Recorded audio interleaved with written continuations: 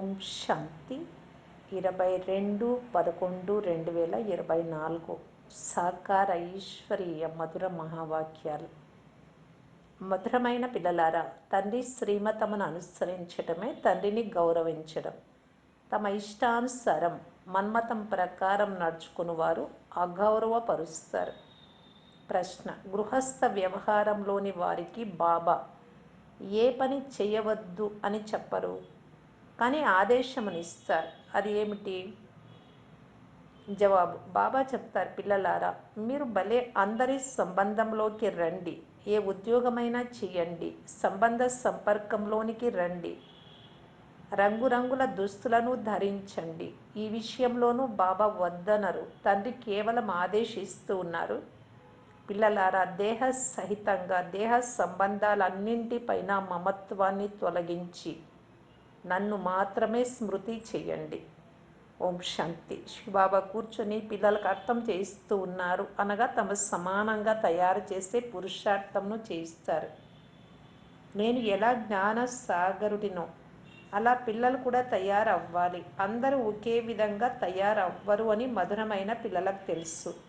ప్రతి ఒక్కరూ తమ తమ పురుషార్థాన్ని చేయాలి. పాఠశాలలో విద్యార్థులు చాలామంది చదువుతారు, కానీ అందరూ ఒకే విధంగా గౌరవపూర్వకంగా ఉత్తీర్ణులవ్వరు.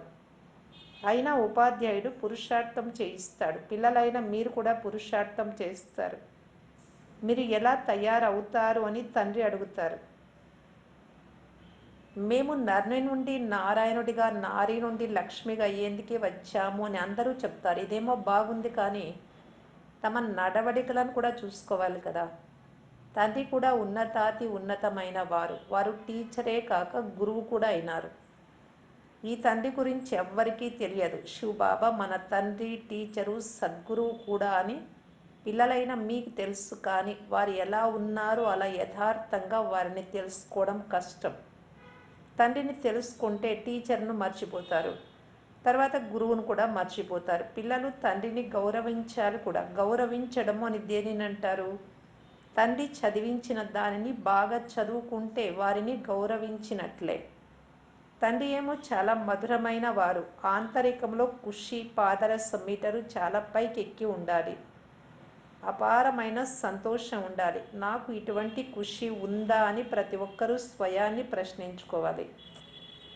అందరూ ఒకే విధంగా ఉండలేరు. చదువులో కూడా చాలా తేడాలు ఉన్నాయి. ఆ పాఠశాలలో కూడా ఎంతో వ్యత్యాసం ఉంటుంది. అక్కడైతే సాధారణ టీచర్ చదివిస్తారు, ఇక్కడ చదివించేవారు అసాధారణమైన వారు. ఇలాంటి టీచర్ మరెవ్వరూ ఉండనే ఉండరు. నిరాకారుడైన తండ్రి టీచర్గా కూడా అవుతారు అని ఎవ్వరికీ తెలియదు. భలే శ్రీకృష్ణుడని అనేసారు, కానీ వారు తండ్రి ఎలా అవుతారో తెలియదు. శ్రీకృష్ణుడు దేవత కదా. ఇప్పుడు కృష్ణుడు అని పేరు కూడా చాలామందికి ఉంది, కానీ కృష్ణుడని అనగానే శ్రీకృష్ణుడు ఎదురుగానే ప్రత్యక్షమవుతాడు, కానీ అతను దేహధారి కదా. ఈ శరీరము శివబాబాది కాదు అని మీకు తెలుసు. నేను బ్రహ్మ శరీరాన్ని లోనుగా తీసుకున్నాను అని స్వయంగా నేనే చెప్తున్నా. ఇతడు ఇంతకు ముందు కూడా మానవుడే, ఇప్పుడు కూడా మానవుడే.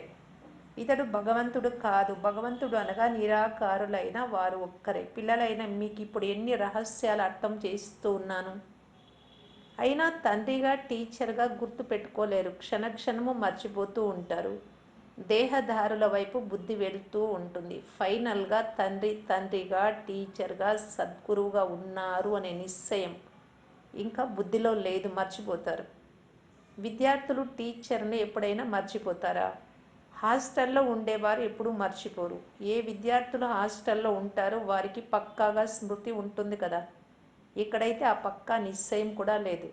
నంబర్ వార్ పురుషార్థ అనుసారము హాస్టల్లో కూర్చొని ఉన్నారు విద్యార్థులే, కానీ పక్కా నిశ్చయం లేదు. తమ తమ పురుషార్థ అనుసారంగా పదవిని పొందుతున్నారు అని అందరికీ తెలుసు. ఆ చదువులైతే కొందరు వకీళ్ళుగా అవుతారు, కొందరు ఇంజనీర్లుగా అవుతారు, డాక్టర్లుగా అవుతారు. ఇక్కడైతే మీరు విశ్వానికి అధిపతులుగా అవుతున్నారు. కావున ఇటువంటి విద్యార్థుల బుద్ధి ఎలా ఉండాలి? నడవడిక, సంభాషణలు ఎంత బాగుండాలి? తండ్రి అర్థం చేయిస్తూ ఉన్నారు, పిల్లలారా, మీరు ఎప్పుడు ఏడవరాదు.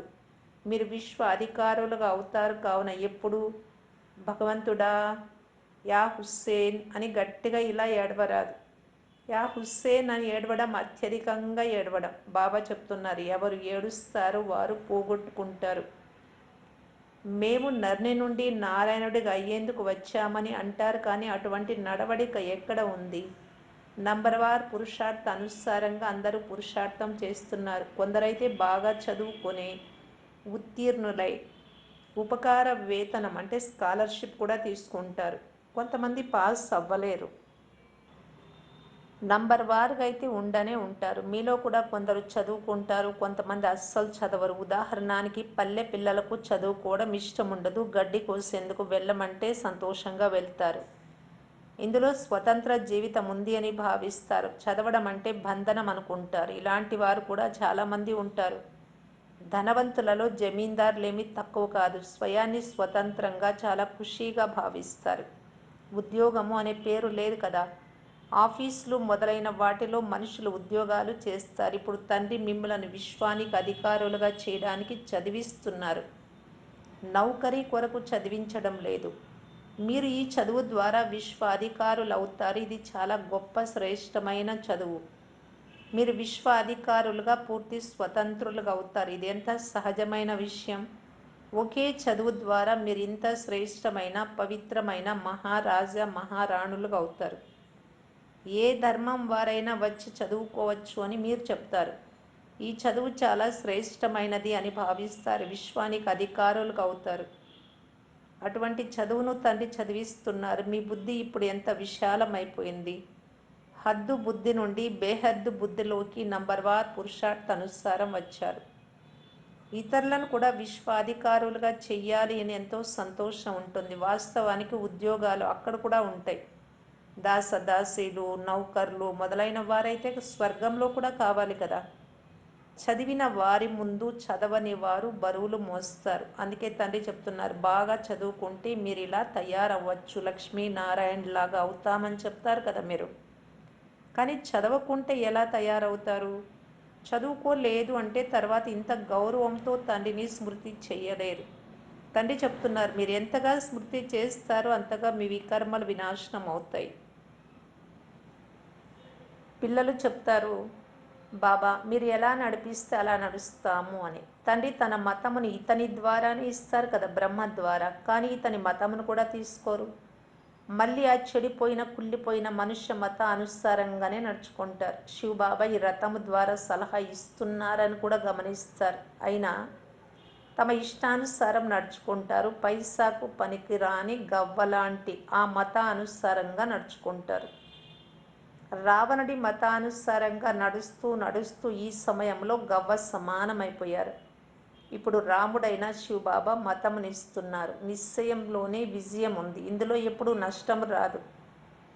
నష్టమును కూడా తండ్రి లాభంలోకి పరివర్తన చేసేస్తారు. కానీ ఇది నిశ్చయ బుద్ధి ఉన్నవారికి అన్వయిస్తుంది. సంశయ బుద్ధి కలవారు లోపల గుటకలు మృంగుతూ ఉంటారు.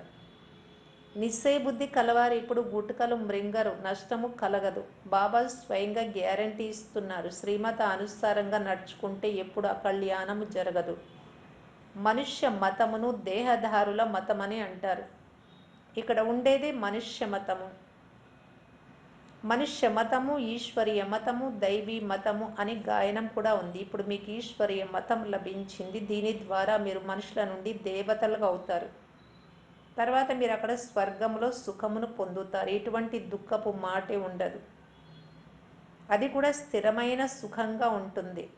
2 యుగాలు ఈ సమయంలో మీలో భావనలోకి తీసుకురావాల్సి ఉంటుంది. భవిష్య భావనలు వస్తాయి. ఇప్పుడు ఇది పురుషోత్తమ సంగం యుగం. ఇప్పుడు మీకు శ్రీమతము లభిస్తోంది. తండ్రి చెప్తున్నారు, నేను కల్పకల్పము కల్పము యొక్క సంగం యుగంలో వస్తాను. ఈ విషయం మీకు తెలుసు. వారి మతానుసారం మీరు నడుచుకుంటారు. తండ్రి చెప్తున్నారు, పిల్లలారా గృహస్థ వ్యవహారంలో భలే ఉండండి. మిమ్మల్ని దుస్తులు మొదలైనవి మార్చుకోమని ఎవరు చెప్తారు? భలే ఏ దుస్తులైనా ధరించండి. అనేకుల సంబంధ వ్యవహారంలోకి రావాల్సి పడుతుంది. రంగు దుస్తులు ధరించరాదు అని ఎవరు చెప్పరు. ఏ దుస్తులైనా ధరించండి, దీనితో ఏ సంబంధము లేదు. తండ్రి చెప్తున్నారు, దేహ సహితంగా దేహ సర్వ సంబంధాలను వదిలేయండి. పోతే అన్నీ ధరించండి. కేవలం స్వయాన్ని ఆత్మగా భావించి తండ్రిని స్మృతి చేయండి. ఇది పక్కాగా నిశ్చయం చేసుకోండి. ఆత్మయే పతితంగా ఆత్మయే పావనంగా అవుతుందని కూడా మీకు తెలుసు. మహాత్ములను కూడా మహాన్ ఆత్మలని అంటారు, కానీ మహాన్ పరమాత్మ అని అనరు. అలా అనడం బాగుండదు కూడా. అర్థం చేసుకునేందుకు ఎంత మంచి పాయింట్లు ఉన్నాయి. సద్గురువు సర్వులకు సద్గతినిచ్చేవారు ఒక్క తండ్రి మాత్రమే.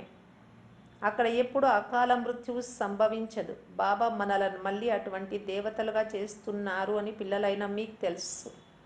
ఇంతకుముందు ఇది బుద్ధిలో ఉండేది కాదు. కల్ప ఆయువు ఎంతో కూడా తెలిసేది కాదు. ఇప్పుడంతా గుర్తుకు వచ్చింది. ఆత్మనే పాపాత్మ లేక పుణ్యాత్మ అని కూడా అంటారు అని పిల్లలకు తెలుసు. పాప పరమాత్మ అని ఎప్పుడు అనరు. పరమాత్మ సర్వవ్యాపి అని అనడం కూడా ఎంత తెలివి తక్కువ. ఇది తండ్రి కూర్చొని అర్థం చేయిస్తూ ఉన్నారు. 5,000 సంవత్సరాల తర్వాత పాపాత్ములను పుణ్యాత్ములుగా చేసేందుకు తండ్రి వస్తారు. ఒక్కరినే కాదు, పిల్లలందరినీ తయారు చేస్తారు. తండ్రి చెప్తున్నారు, పిల్లలైన మిమ్ములను తయారు చేసేది బేహద్దు తండ్రినైనా నేనే. తప్పకుండా పిల్లలకు బేహద్ అనంతమైన సుఖమునిస్తాను. సత్యుగంలో ఉండేదే పవిత్ర ఆత్మలు. రావణుడిపై వికారాలపై విజయం పొందడం వల్లనే మీరు పుణ్యాత్ములుగా అవుతారు. మాయ ఎన్నో విఘ్నాలు వేస్తుంది అని మీరు ఫీల్ అవుతారు. ఒకేసారి ముక్కు పట్టుకొని ఊపిరాడకుండా చేస్తుంది. మాయతో యుద్ధం ఎలా జరుగుతుందో మీరు అర్థం చేసుకున్నారు. దీనినే వారు కౌరవ పాండవుల యుద్ధం అని, సైన్యము మొదలైనవి ఏవేవో కథలను కూర్చొని తయారు చేశారు. ఈ యుద్ధం గురించి ఎవ్వరికీ తెలియదు. ఇది గుప్తమైనది. దీని గురించి మీకు మాత్రమే తెలుసు. మాయతో ఆత్మలైన మీకు యుద్ధం జరుగుతోంది. తండ్రి చెప్తున్నారు, మీకు అన్నింటికంటే పెద్ద శత్రువు కామ వికారం. యోగ బలముతో మీరు దీనిపై విజయం పొందుతారు. యోగ బలం యొక్క అర్థం కూడా ఎవ్వరికీ తెలియదు. సతో ప్రధానంగా ఉన్నవారే తమో ప్రధానంగా అయ్యారు. తండ్రి స్వయంగా చెప్తున్నారు, అనేక జన్మల అంతిమంలో నేను ఇతనిలో ప్రవేశిస్తాను. వారే తమో ప్రధానంగా అయినారు. తత్వం బాబా ఒక్కరి గురించే చెప్పడం లేదు, నంబర్ వారుగా అందరికీ చెప్తారు. నంబర్ వారుగా ఎవరెవరు ఉన్నారు మీకు ఇక్కడ తెలిసింది. పోను పోను మీకు ఇంకా చాలా తెలుస్తుంది. మాలను మీకు సాక్షాత్కారం చేయిస్తాను. స్కూలులో బదిలీ అయినప్పుడు ఇంకో క్లాస్ రిజల్ట్ వచ్చినప్పుడు అంతా తెలుస్తుంది కదా, ఫలితం అంతా వెలువడుతుంది. బాబా ఒక బిడ్డను మీ పరీక్ష పేపర్లు ఎక్కడి నుండి వస్తాయి అని అడిగారు. లండన్ నుంచి అని చెప్పింది. ఇప్పుడు మీ పేపర్లు ఎక్కడి నుండి వస్తాయి? పైనుండి. మీ పేపర్ పైనుండి వస్తుంది. అందరూ సాక్షాత్కారం చేసుకుంటారు. ఎంత అద్భుతమైన చదువు! ఎవరు చదివిస్తున్నారో ఎవ్వరికీ తెలియదు. కృష్ణ భగవాను వాచ్ అనేస్తారు. చదువులో అందరూ నంబర్ వారుగా ఉన్నారు కావున ఖుషి కూడా నంబర్ వారుగా ఉంటుంది. అతీంద్రియ సుఖం ఏదైతే గోప గోపికలను అడగాలి అని అంటారో అది చివరి సమయపు విషయం. భలే బాబాకు తెలుసు ఈ బిడ్డ ఎప్పుడు క్రింద పడేవాడు కాదు అని. కానీ ఏమవుతుందో ఏమో చెప్పలేం. చదవనే చదవరు, అదృష్టంలో లేదు. ఆ ప్రపంచంలోకి వెళ్ళి జీవించండి అనగానే వెళ్ళిపోతారు.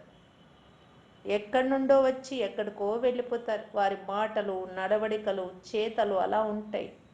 కొంత లభించగానే వెళ్ళి వేరుగా ఉండాలని భావిస్తారు. నడవడిక ద్వారానే తెలిసిపోతుంది, అనగా నిశ్చయం లేదు అని. బలవంతంగా కూర్చొని ఉన్నారు అని అర్థమవుతుంది. అనేక మందికి జ్ఞానంలో జ్ఞా కూడా తెలియదు, అనగా ఒక్క అక్షరం కూడా రాదు. బుద్ధిలో ఎప్పటికీ కూర్చోదు, మాయ చదవనివ్వదు. ఇటువంటి వారు అన్ని సేవా కేంద్రాలలోనూ ఉన్నారు. ఎప్పుడూ చదువుకునేందుకు రారు. విచిత్రం కదా, చాలా శ్రేష్టమైన జ్ఞానం. స్వయం భగవంతుడే చదివిస్తూ ఉన్నారు. ఈ పని చేయకండి అని బాబా చెప్పినా బాబా మాట వినరు. తప్పకుండా వ్యతిరేకమైన పనులే చేసి చూపిస్తారు.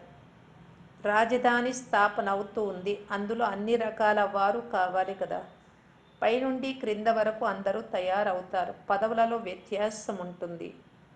ఇక్కడ కూడా పదవులు నంబర్ వారుగా ఉంటాయి. తేడా ఏమిటంటే అక్కడ ఆయువు ఎక్కువగా ఉంటుంది, సుఖం ఉంటుంది. ఇక్కడ తక్కువ ఆయుష్, దుఃఖం ఎక్కువగా ఉంది.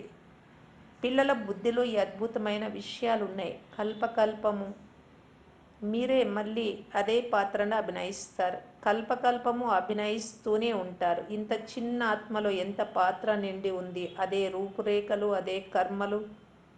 ఈ సృష్టి చక్రం తిరుగుతూనే ఉంటుంది. తయారు చేయబడిన తయారవుతున్న ఈ చక్రం మళ్ళీ రిపీట్ అవుతుంది. సతో ప్రధానం, సతో రజో తమోలోకి వస్తారు. ఇందులో తికమక పడే విషయమే లేదు. మంచిది. మిమ్మల్ని మీరు ఆత్మగా భావిస్తున్నారా? ఆత్మల తండ్రి శివబాబా అని అర్థమైంది కదా. సతో ప్రధానమైన వారే మళ్ళీ తమో ప్రధానంగా అవుతారు. మళ్ళీ తండ్రిని స్మృతి చేస్తే సతో ప్రధానంగా అవుతారు. ఇది మంచిదే కదా. ఇక్కడ వరకే నిలపాలి. అనంతమైన తండ్రి ఈ స్వర్గ వారసత్వాన్ని ఇస్తున్నారు అని చెప్పండి. పతిత పావనులు వారే. తండ్రి జ్ఞానం ఇస్తున్నారు. ఇందులో శాస్త్రాలు మొదలైన వాటి విషయమే లేదు. శాస్త్రాలు ఆరంభంలో ఎక్కడి నుండి వస్తాయి? చాలామంది తయారైన తర్వాత కూర్చొని శాస్త్రాలు తయారు చేస్తారు. సత్యుగంలో శాస్త్రాలు ఉండవు. పరంపరగా ఏ వస్తువు ఉండదు. నామరూపాలైతే పరివర్తన అయిపోతాయి. మంచిది. మధురాతి మధురమైన అపురూపమైన పిల్లలకు మాతా పిత బాప్దాదాల ప్రియ స్మృతులు మరియు గుడ్ మార్నింగ్. ఆత్మిక పిల్లలకు ఆత్మిక తండ్రి నమస్తే.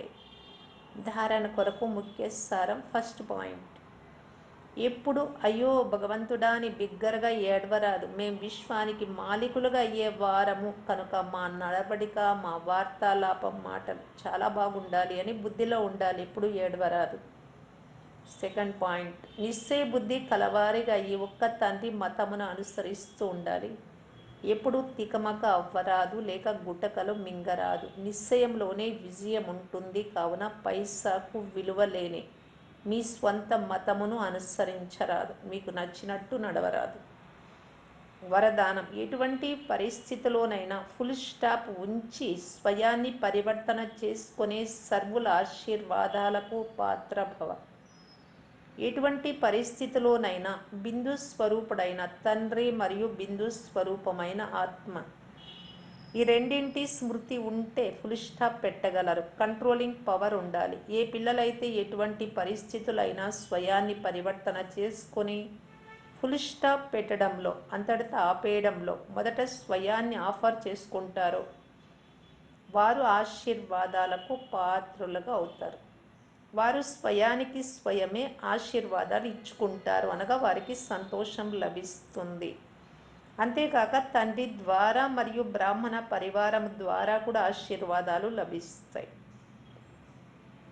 స్లోగన్, ఏ సంకల్పం చేస్తారో దానికి మధ్యలో దృఢత అని ముద్ర వేసుకుంటూ ఉంటే విజయులుగా అవుతారు. ఇప్పుడు నేను ఈ విధంగా నడుచుకోవాలి, నేను ఇలా చెయ్యాలి అని బాబా చెప్పిన శ్రీమతం ప్రకారం సంకల్పం చేస్తారు. మధ్యలో దృఢత్వం ఉండాలి. అది గుర్తు చేసుకుంటూ ఇలా ఉండి తీరాలి అనేది ఉంటే అలా నడవగలుగుతాము. అప్పుడే విజయాలు కాగలుగుతాం. అవ్యక్త ఇషారా, స్వసేవ మరియు ఇతరుల సేవ కంబైన్డ్ రూపంలో చేస్తూ సఫలత మూర్తిగా కావటానికి బాప్దాదా తెలియజేస్తూ ఉన్నారు. ఎవరి జతలో సర్వశక్తివాన్ బాబా కంబైన్డ్గా ఉంటారో వారి జతలో స్వతహాగా సర్వశక్తులు ఉంటాయి. ఎచ్చట సర్వశక్తులు ఉన్నాయో అచట సఫలత లేకపోవడము అసంభవం. లౌకికంలో కూడా మంచి సాథీ లభిస్తే వారిని వదలలేరు. ఇక్కడ అవినాశి తండ్రి సాథీగా ఉన్నారు. ఎప్పుడు మోసం చేసే సాథీ కాదు, సదా తోడుగా ఉండే సహచరుడు. కనుక సహచరుడైన తండ్రిని సదా తోడుగా ఉంచుకొని సఫలతామూర్తిగా కండి. ఓం శాంతి.